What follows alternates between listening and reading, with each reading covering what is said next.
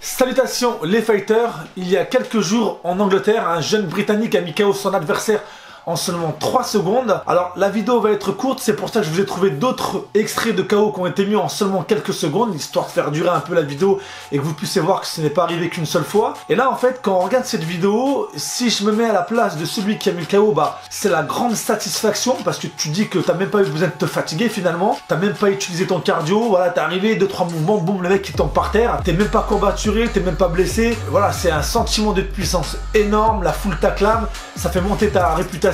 Donc c'est super cool. Mais par contre à l'inverse, je me mets à la place aussi de celui qui prend le KO, qui s'est préparé pendant des mois et des mois, qui a prévenu tous ses proches. Voilà, c'est son combat, il attend depuis longtemps. Forcément il espère gagner. Après bien sûr on peut perdre tout en faisant un beau combat, mais là il a même pas eu le temps de s'exprimer. Il arrive, il avance, erreur de calcul et puis il tombe par terre. Je me mets à sa place et j'essaye d'imaginer comment ça se passe après. Parce que tu peux te faire chambrer aussi par d'autres écoles. Dans le milieu du MMA et dans le milieu de la boxe, il y a beaucoup de rivalité entre les écoles. Donc, est-ce que après tu peux repartir en ayant pris un KO comme ça? Est-ce que tu vas te faire chambrer? Est-ce que le mieux c'est de se mettre à l'écart et ça remet tout en question? Vous les fighters, qu'est-ce que vous ferez à la place de ce gars qui a pris ce KO? Admettons que ça vous arrive en combat. Est-ce que vous vous sentirez prêt pour repartir en combat et dire allez c'est bon, ça a été un mauvais coup, voilà, une mauvaise erreur de calcul? Parce qu'après j'imagine quand tu repars sur un combat, bah forcément tu dois avoir peur que ça se reproduise. C'est vraiment un sentiment que j'aimerais pas me retrouver à sa place, parce que psychologiquement ça doit être dur de se relever et de repartir à l'entraînement après ça. Les fighters, assez parlé, je vais vous montrer la vidéo de ce fameux KO qui a été mis en 3 secondes et je vous en montre d'autres.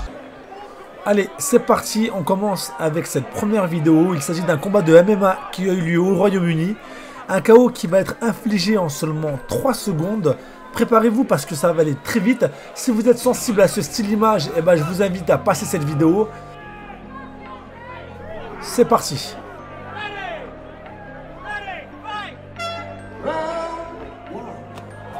Alors le Jamaïcain a tenté un coup de pied direct qui n'a malheureusement pas joué en sa faveur.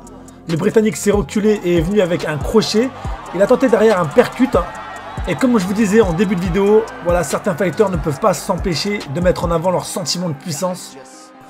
Toujours dans l'octogone, mais cette fois-ci à l'UFC. Un des fighters va prendre de l'élan et mettre un coup de genou sur le côté du visage de son adversaire. Le KO est terrible. Les images parlent d'elles-mêmes. Cette fois-ci, ça se passe sur un ring. Un des fighters va prendre un coup de pied circulaire dans la mâchoire. Le bruit de l'impact fait froid dans le dos. Allez, c'est parti.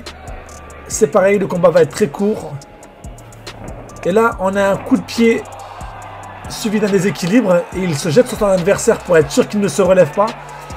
Je trouve ça dommage, hein, pareil, de voir des fighters qui continuent de frapper leur adversaire alors qu'il est KO. Mais je pense qu'ils font ça parce qu'ils ont peur qu'il se relève.